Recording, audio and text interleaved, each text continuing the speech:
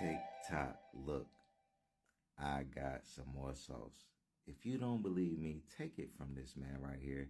This is DC's FinTech Week, okay? Conference. And this is Tanae McKill interviewing my man Brad Garlinghouse. He's spitting straight facts, straight fire. If you need a reason to believe why this is going to happen very soon, listen to this man. He is not just talking. Like he can't just come out and just wing stuff on CNBC. This is just around the corner, and he's letting you know he doesn't see it being stopped on either side. All right, so I'm not going to talk no more. We're going to get right into this. Y'all stay with me, all right? We need clarity. And I think the good news is there appears to be momentum, with the FIT 21 Act passing the House this summer in a bipartisan way. There appears to be some momentum around that, so maybe we'll get that sometime soon. And then, as you mentioned at the top, of course, earlier this month, the agency did appeal part of that decision. So is there anything, any updates there that we need to know about? Nothing, that will progress. It'll take, call it a year to kind of go through the system. That I think it'll be interesting. The filing work that they'll have to do kind of comes out in January. By then, of course, we'll know if there's what the presidential election yields. It'll be interesting to see if there's a shift, and they could abandon that appeal. They could continue with it. I think obviously many federal courts have agreed that the SEC's war and kind of Gensler's reign of terror on crypto has been misguided, and I think they've gotten kind of smacked down by several courts with language. In our case, it was quote, and I'm quoting a judge in saying this, that the SEC has failed to follow a faithful allegiance to the law. In another case, they described the SEC as it relates to this is a grayscale case. They're being arbitrary and capricious. I think many in the industry have asked for many years, we want to follow the rules. We need to have clarity about what the rules are. And the SEC has changed the rules. Their own interpretation of the rules have changed at times. And, anyway, it's frustrating. I've already said many things about this. And I will say many more, I'm sure. Well, thank you. With that out of the way, do you want to back up a little bit? So, like I said, Ripple has been around a long time. I wonder if you could just reintroduce the company to the people in the room and anyone watching on live stream. I think that people hear Ripple sometimes and make an automatic association with XRP. Can you just reintroduce the company? Sure. Say what Ripple does and what its place is in the U.S. fintech industry.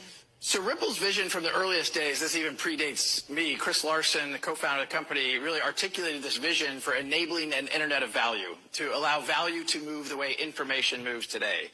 And so, how do you catalyze that vision? And Ripple started by focusing on the payments and the payments industry.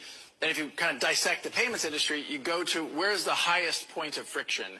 Cross-border payments are the highest point of friction. Cross-border payments today are kind of, largely speaking, built on the SWIFT ecosystem, which is slow, it's expensive, it was architected 50 years ago.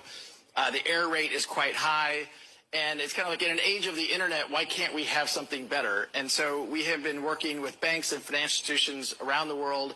95% of our customers are non-U.S. financial institutions, which is partly a reflection of the U.S. SEC dynamic, but we continue to focus on that kind of infrastructure layer. We had demand from our customers and acquired a company about a year ago in the enterprise custody, and so we count some of the largest banks in the world using our custody technology. But we are not a consumer company. We are an enterprise infrastructure company around kind of all things blockchain, and we intend to kind of stay at that level. As you introduced, XRP is part of our technology stack, and we have always had a kind of a vested interest in catalyzing and investing in and seeing the XRP ecosystem thrive. We think, I am definitely not one that I would call a maximalist around crypto. Frankly, I've shared before, I own Bitcoin, I own ETH, I own XRP. I think there's going to be a multi-chain world. XRP is exceptionally good at payments. It's very, very fast on a per transaction basis, and it's very, very low cost on a per transaction basis. It scales much better than some of the other layer one chains. How does price action in XRP affect your business, if at all? It turns out it doesn't really.